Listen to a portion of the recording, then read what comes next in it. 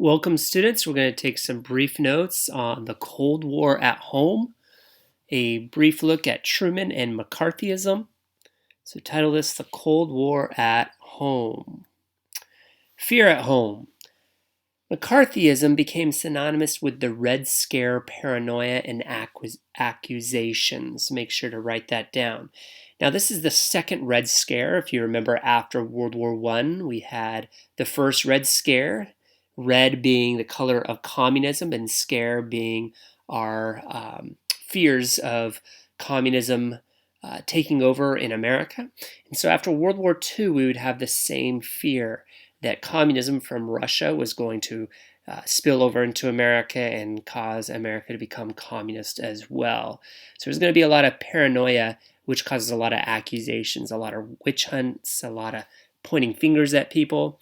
Senator Joseph McCarthy was the main one who propelled this Red Scare, these accusations. So it's called McCarthyism. His goal to investigate and weed out communists. So he became kind of a lone soldier to investigate these communists. Students were taught to duck and cover. So the threat of nuclear war and the Russians gaining a nuclear bomb. We had the nuclear bomb by 1945 and used it on Japan. The only time that a nuclear bomb has been dropped was in 1945. And the Russians would get their nuclear capabilities by 4 years after that. Families built their own fallout bomb shelters, as you can see there, in fear of needing to protect themselves from this possibility of nuclear fallout. Just like the coronavirus in 2020 has become a hallmark of your education, the duck and cover was the hallmark of your grandparents' education. The big fear of an atomic bomb going off. For you students, it's now going to be the spread of coronavirus. In the past, in the last 10 to 20 years, it has been gun safety and gun-free zones at schools and fears of school shootings. But now it's been turned towards more of the spread of diseases. Let's keep going. As you can see right here, there are different styles of bomb shelters that the American public would be creating. They'd be stockpiling food in preparation for this type of fallout that might occur.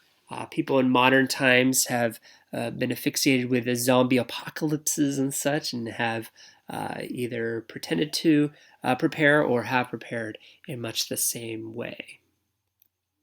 So steps to crush the communist threat. So back to McCarthyism and the Red Scare. The Smith Act was established just before we got involved in World War II, and it made it unlawful to advocate the overthrow of the government. Now, you probably thought it was always unlawful to support the overthrow of the government, but if you remember, Thomas Jefferson and others of the Founding Fathers had said that this overthrow of the government was a positive thing if it had become destructive. I believe it was Thomas Jefferson that said the tree of liberty must be refreshed from time to time by the blood of patriots and tyrants. So there was this kind of philosophy that existed throughout American history that the government should fear an overthrow in order to protect American civil liberties. You also have the Federal Loyalty Program just after World War II during this McCarthyism Red Scare that allowed the government to screen employees for suspected disloyalties. Today we have civil rights that protect against this, but in 1947 we did not have civil rights like we do today. The House Un-Americans Activities Committee, also known as HUAC, they designed to investigate fascist and communist activities. They were created during World War II to investigate any fascist, Nazi, German sympathizers, but then also focus on communist sympathizers as well.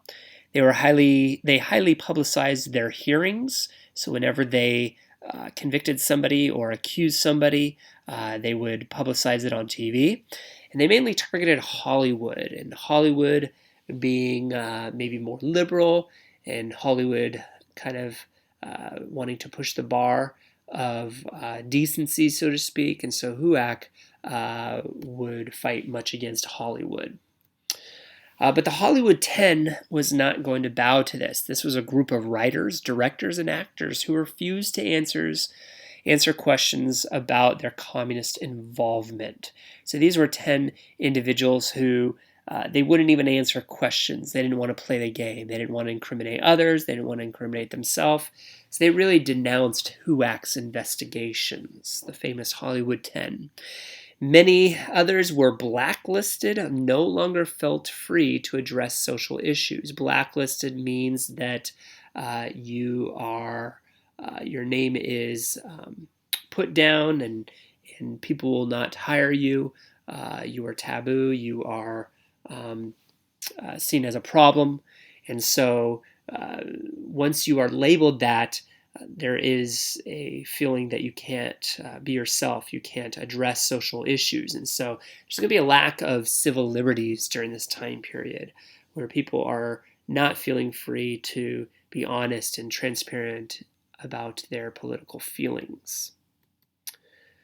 Paranoia fueled by spy cases. So this McCarthyism Red Scare did have some validity to it. There were individuals who were Russian and communist sympathizers. Alger Hiss was found guilty of perjury. Perjury means lying under oath. Julius and Ethel Rosenberg, they were the famous ones executed for passing nuclear secrets. We've had very few females executed in American history, and Ethel Rosenberg would be one of those. And so important to know that they were passing nuclear secrets to the Russians, and they were executed for it. Oppenheimer investigation. Robert Oppenheimer, was the one who was in charge of the Manhattan Project that dropped the atomic bomb on Japan during World War II. But he had his own sympathies with communism, and so he would be seen as a threat as well. Senator Joseph McCarthy, he would claim that he had a list of 205 known communists in the State Department. Numbers changed from time to time, but the list never surfaced. Now, he believed that he needed to keep this list secret because he didn't want the communists to know that he knew that they were communists. It's the whole double agent spy game. However, when he started to attack the Army and individuals within the Army hearings was the last straw, and it really proved that he was just out of his mind. That yes, there were certain individuals that, like the Rosenbergs, that were spies, but most of the people that he was attacking was just for a political stunt, so he could get reelected as senator. Joseph McCarthy, Senator Joseph McCarthy, is known as much of a quack and not a reliable guy. Edward R. Murrow on CBS would have him on the program and ask him some very tough questions, and he'd be sweating and stammering and just really look like a nervous fit, and it really showed to the people on public television how he was not somebody to be trusted. The space race. The launch of Sputnik, 1957. So in the early 1950s, a lot of Americans were asleep. They were just feeling the good life of America. But once the Russians had launched Sputnik into outer space, it really made Americans go back to school, go back to work, because we realized that we had been beat by the Russians. Yes, we had dropped the first atomic bomb, and the Russians were playing catch-up, but once the Russians were able to launch a basketball-size satellite to orbit the Earth and make a beeping noise, that's all it did. It's really what it proved that it could do. The possibilities were endless, that it could drop a bomb, or that it could have a camera on it. And so it really made Americans fearful and go back to work.